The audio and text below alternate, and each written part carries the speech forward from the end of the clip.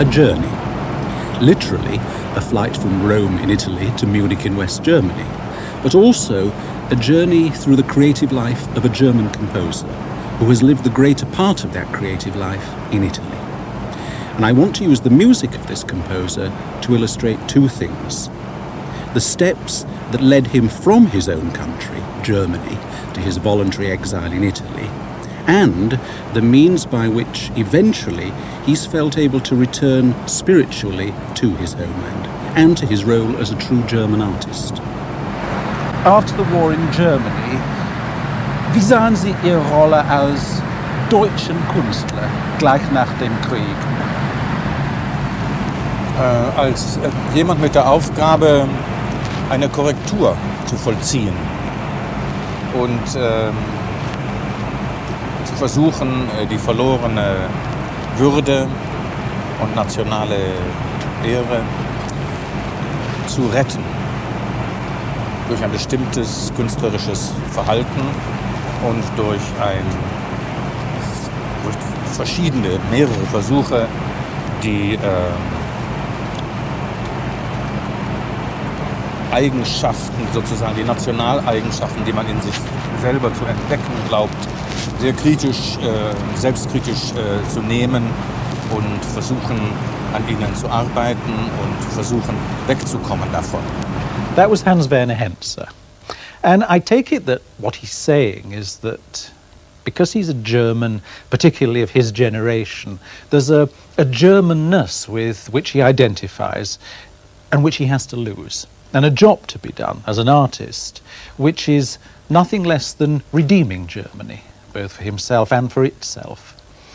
I asked Henze what his collection of songs called Voices was about. 22 commentaries of how to make a song today. All right, so that's what it's about. But Voices has generally been construed as a political tract with a Marxist red thread running through it. However, I prefer to see it as a very personal statement by a man who is an artist and a German, and who, because he's lived through a very particular history, is in many ways a displaced person. His displacement of himself, his exile, is in fact an effort to get back to Germany. And meanwhile, he locates himself where he thinks he will be able to find himself, in Italy. So, through a number of songs taken from Voices, which was written in 1973, I want to explore in this programme the nature of Henze's exile from his homeland and the significance of the journey he's taken, both geographically and musically, to find a voice both for himself and for Germany. The exile was, initially at any rate, not to embrace some other reality, but simply to escape from Germany, which Henze thought was still unregenerate of its fascist past. And also, at that time, he could find no fellow feeling for the new music played in places like Darmstadt and Donaueschingen. For Henze, such music was humiliating and undesirable, and represented no step towards the artistic liberation, the freedom he was seeking.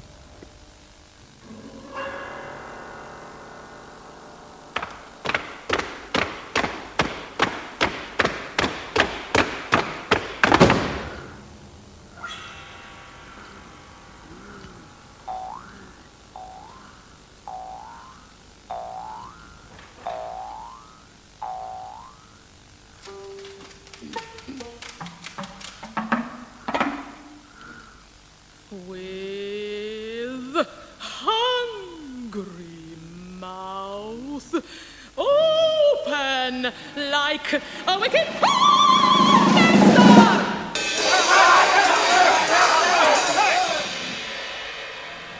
each night the irons devour the legs of people. The jaws grip the right leg of every prisoner.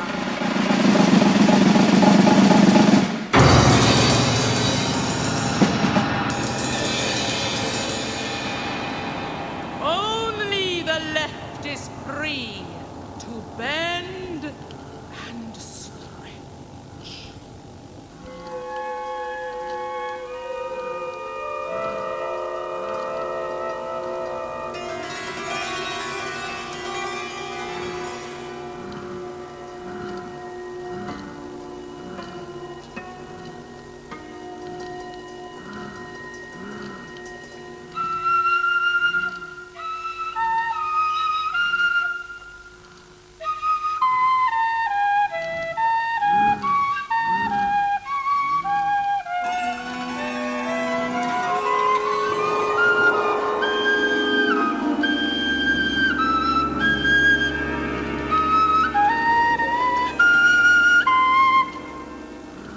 Exile in the first instance was a musical exile. For Henze, Germany was a place where new music was played of a kind with which he had no sympathy. The composers of this music were people who were imprisoned by method or who locked themselves behind cell doors, which were the doors of the electronic music studios of the big German radio stations.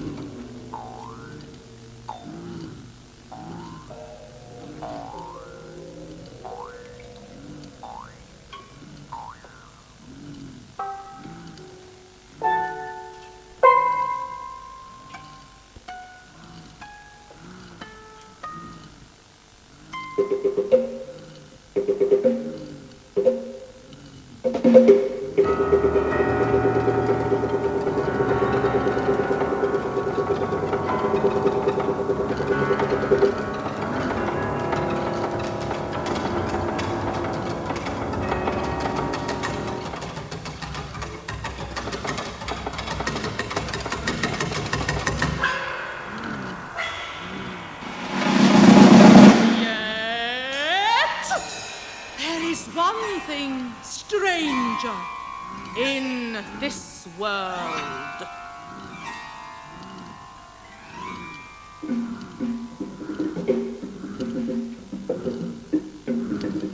People rush in to place their legs in irons.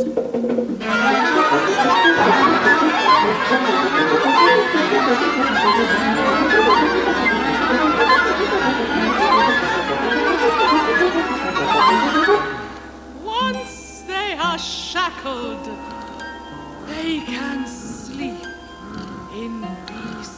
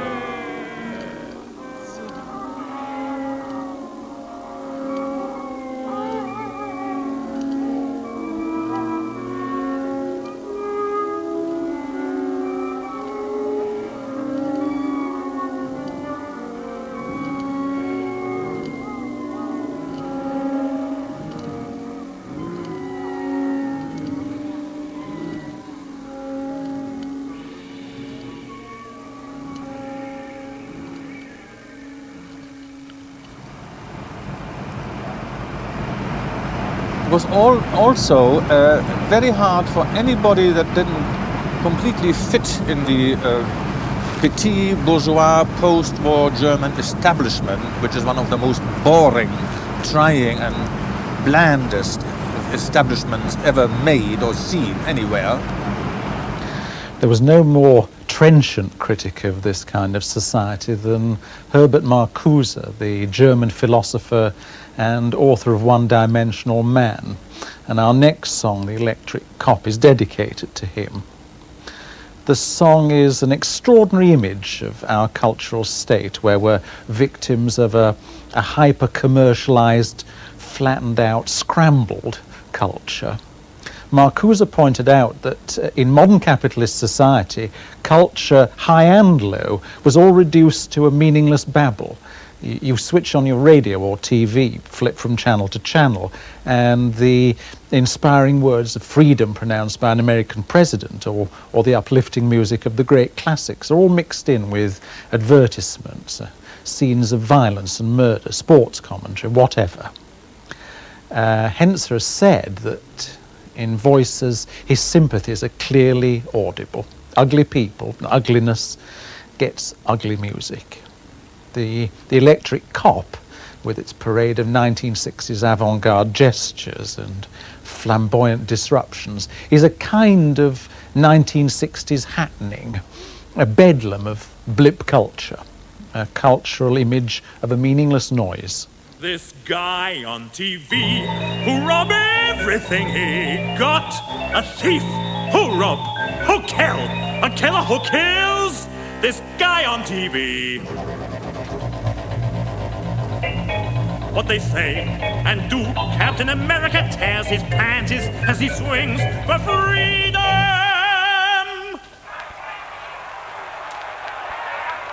Howard made the catch of the day so far, and the wind blowing out from right field over to left carried it along with it. Sturdivant delivers a curve. There's a ground ball hit down inside the line. Channel 4, where they did the rob, the two old men. Second, and he is going on to third as he throws the second throw across. What they say, this man who likes pig, a law on your ass.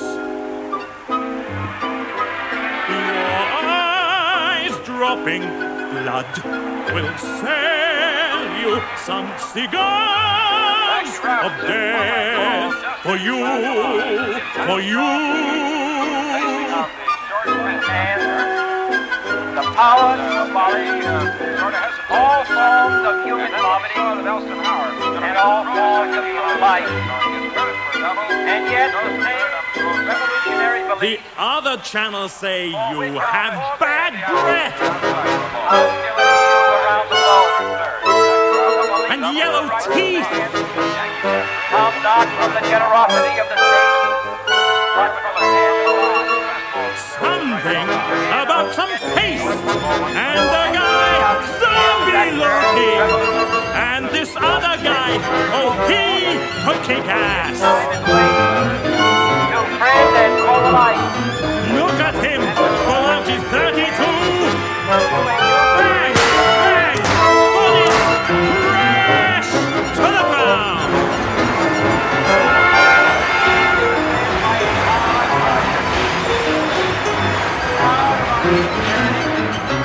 And unwilling to witness or prevent. Tom Sturdivant looking at the old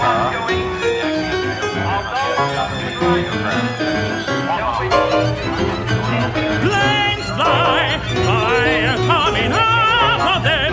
People scream, Democrats stomp heads on their way to meetings. Cowboys shoot Indians in their soft nights.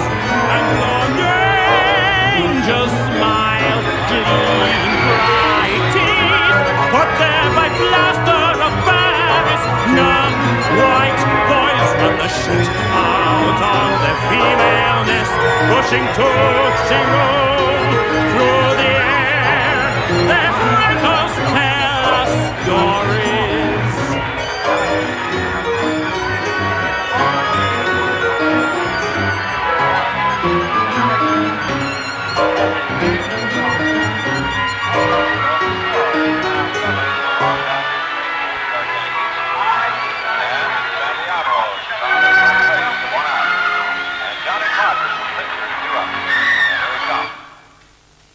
The parade of colors on TV, from channel to channel, round and round the whole dial, from vomiting shit to more BS, an open window of lies, and true stories of the empire. The end, for instance.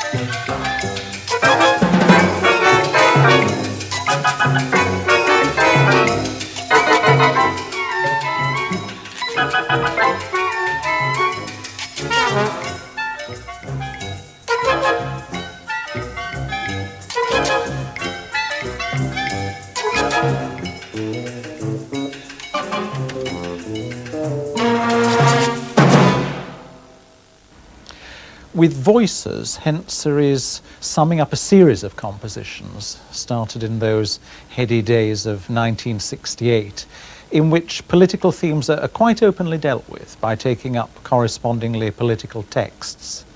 These were committed, agitprop compositions. And when I saw that the generation after mine, my son generation, so to speak, did all that should have been done after the war or before the outbreak of 33, it was the first time that I was interested in the politics of my country and into the internal politics of it and the cultural politics. It started then, and I owe that to the young German generation of those days. The post-war Germans were defeated people. They said very little about their guilt. They never admitted their guilt entirely. The young of 1968 were prepared to admit that Germany had been defeated. And the moment you say that, you yourself being German, what is your cry for Germany? And Henze's response was to identify musically not with something German, but with the defeated, the downtrodden, the repressed, wherever they might be. His solace was to find other hearts that ached. These voices you hear are always the voices of the offended and humiliated, and voices of people from minorities or repressed majorities. Never the voice of a victorious mind, always the voice of defeated people finding other values, other notes, other sounds, other voices for themselves. I am not a metaphor or symbol. This you hear is not the wind in the trees, not a cat being maimed in the streets. It is I being maimed in the street. It is I who weep, love, in pain or joy. I speak this because I exist. This is my voice, these words are my words. My mouth speaks them, my hand writes. I am a poet. It is my fist you hear beating against your ear.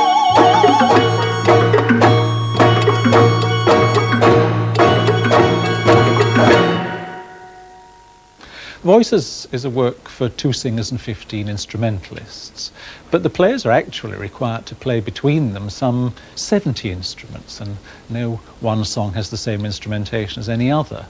The range of instrumental sonority is from high sophistication to neo-primitivism. In Il Pazzi, the orchestra is reduced to just 3 instruments, ocarina, accordion and guitar, to suggest the sound world of Italian resistance songs. It's as far removed from the sophistication of modern instrumental practice as one could get. But by that same token, it vividly and movingly suggests the innocence of a poor peasant culture. What did it do for your music, being in Italy?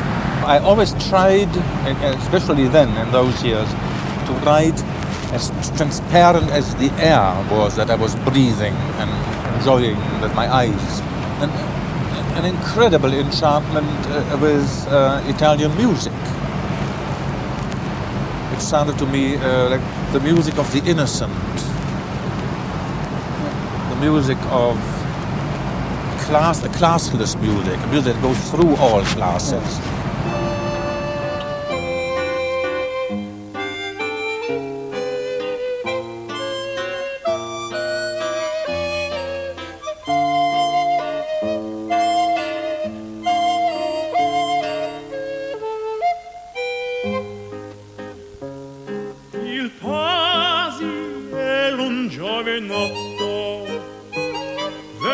veniva dalla Romagna. Insieme eravamo giovani, si camminava muovendo le spalle, le donne avendo in noi debolezza.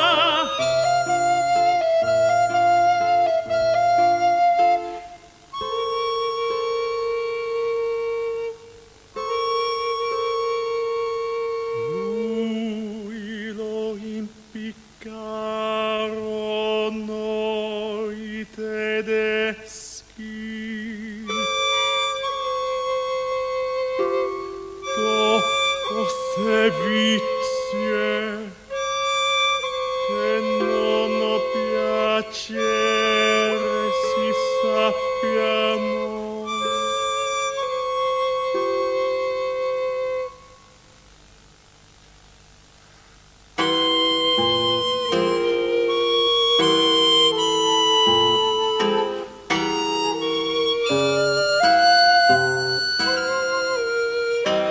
Io ho un cappotto di anni,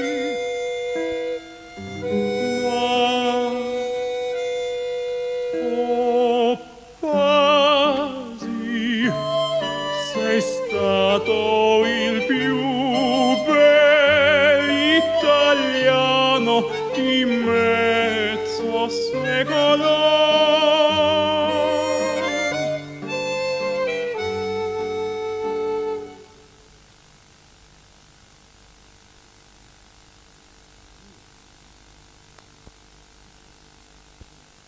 Voices isn't a song cycle in the sense that Schubert's Winterreise and Die Schöne Müllerin are.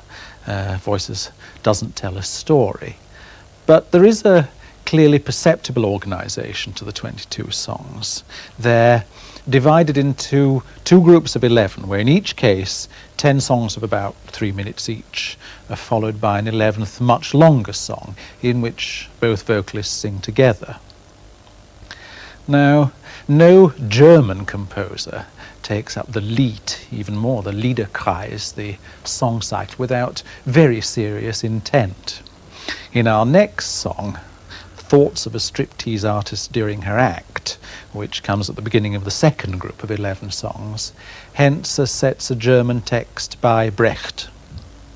So, this is a German song to German words, a Lied, the high art form of Schubert, Schumann, Brahms, Wolf, Mahler, Richard Strauss. We're in a temple, the holy of holies of high art. And what do we see and hear? A stripper doing her tired old performance for a group of equally tired old businessmen.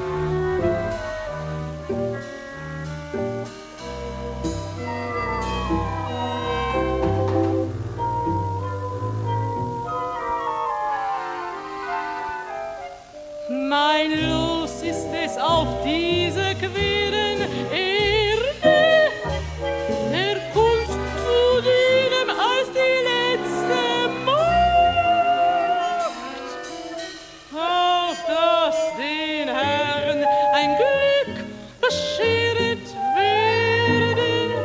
Doch wenn ihr fragt, was ich wohl fühle, wenn ich mich entblöße in schönen schlauen Griffen und des Lichts der goldenen Lampen teilhaft als Tripese antwort ich nichts.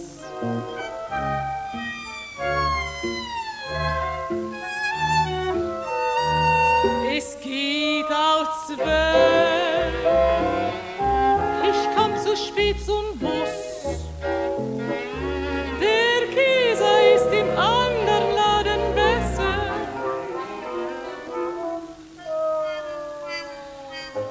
Die Dicke sagt, sie geht jetzt in den Plus. Er hat ein Messer.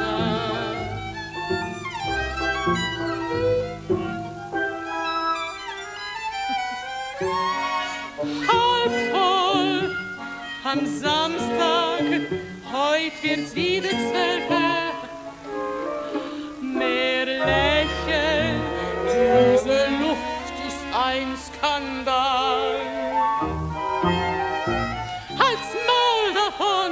Ich zeig sie dir schon, Wölfe.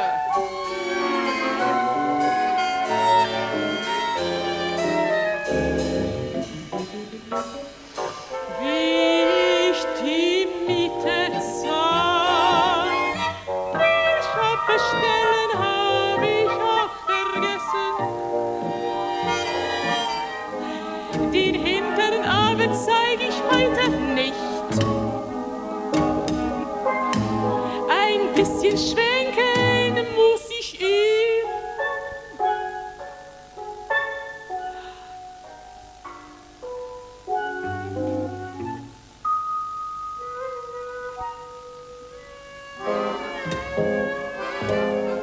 Das Essen im gelben Hund ist so, dass man zerbricht. That's Germanism, Germanness as low point, and clearly intended to be so. And it marks the turning point in voices. Another German text, Erich Fried's savagely ironic Recht und Billig, which could be translated as a fair deal, has Henze adopting a more recent archetype of the German song. The music of Kurt Weill, as long ago as World War II, represented a German music that in all the horror they could hold on to. Henze himself has written that it was the music of the intellectual anti-fascist underground, the music you sang and played quietly with friends behind closed doors to make sure your neighbours didn't report you. Dangerous music, music of the oppressed, music of intelligence and sweetness. This isn't to say that Henze's song is a mere pastiche of Weill. Well, I'm a type of artist that likes to toy with styles. I can quote a style, I can do something in a certain style. What I never have yet managed is to take out my handwriting completely and make it completely anonymous and invisible.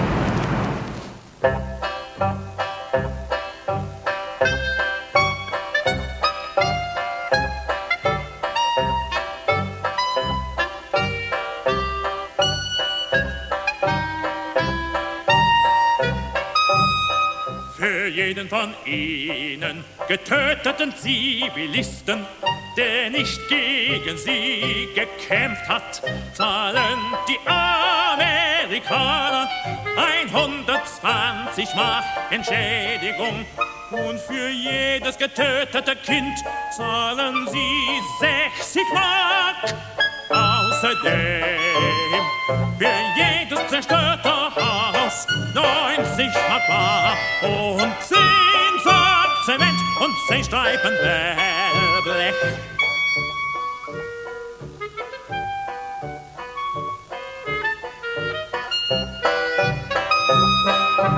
Ja, deshalb sollten wir schon heute zusammen beginnen.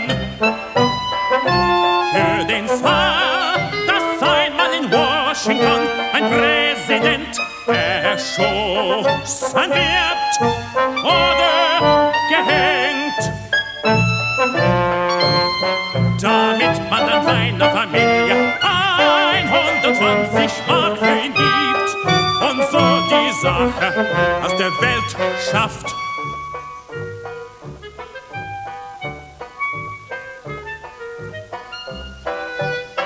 Und falls dabei Mitglieder seiner Familie ums Leben kommen, wäre es praktisch auch dafür ein bisschen Kleingeld bereit zu halten. Und falls das Weiße Haus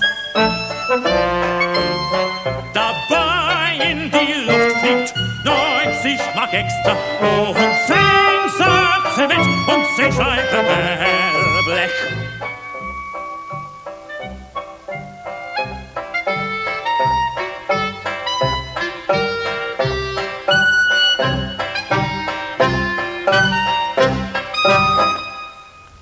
I chose not to present Voices as a political statement, but it does have a political function which shouldn't be entirely ignored.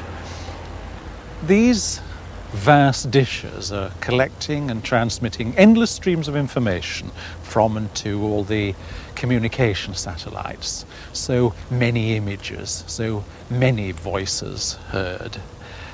But I'm reminded of an important essay by Italo Calvino on the right and wrong political uses of literature, which makes a point which is highly relevant to Henze's piece.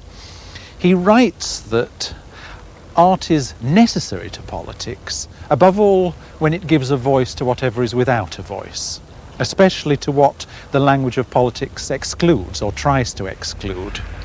Aspects, situations and languages of both the outer and the inner world, the tendencies repressed both in individuals and in society.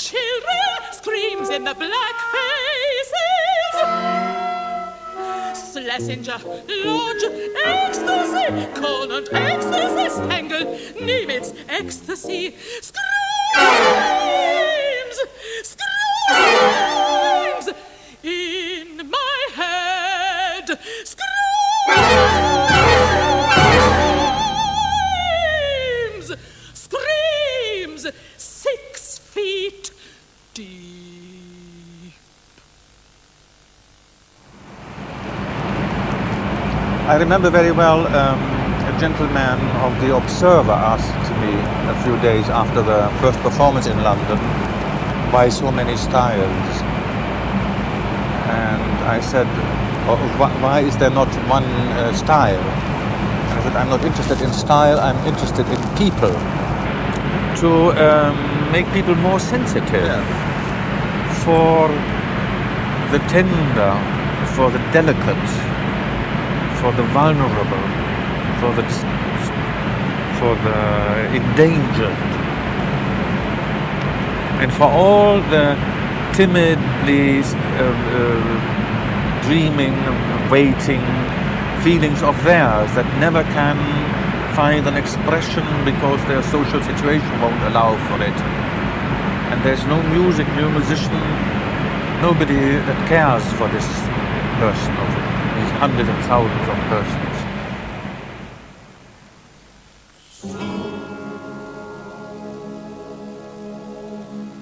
My father lies black and hushed beneath white hospital sheets.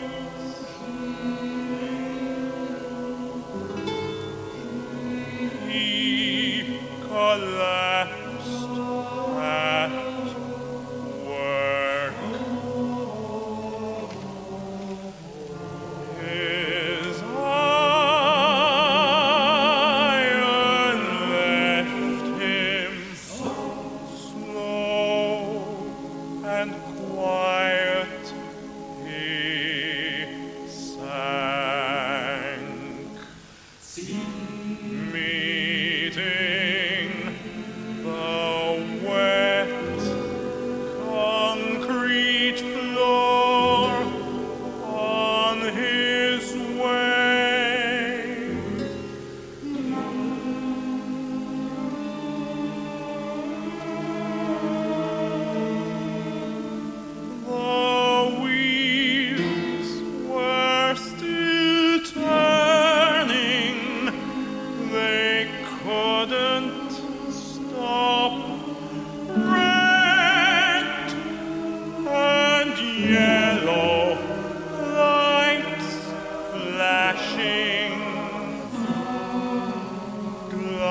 gloved hands twisting knobs.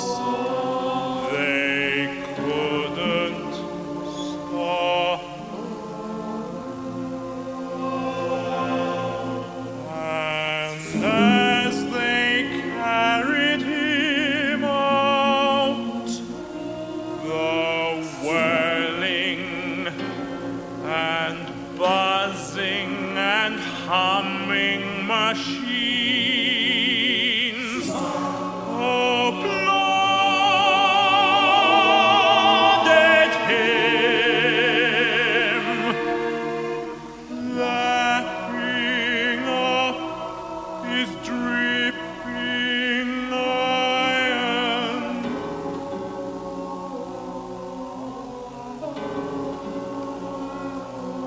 They could not stop.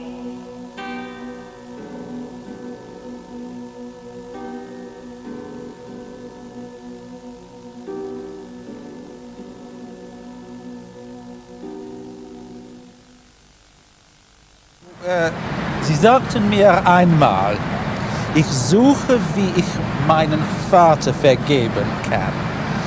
Ich habe damals, selbstverständlich, gedacht, dass es sich um ihren echten Vater handelte. Aber ist es möglich, dass es sich außerdem um ihr Verhältnis zu Deutschland handelt? Vaterland, Ja, ja. sicherlich. Ja, ja. Und es ist mir noch nicht gelungen, dieser Friedensschluss. I haven't managed to do this kind of peace yet. I have come to peace after a long time and hard work really with my father.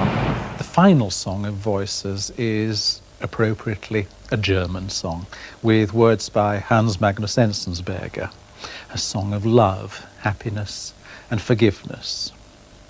A German song, but Germany seen and refracted through a distant culture.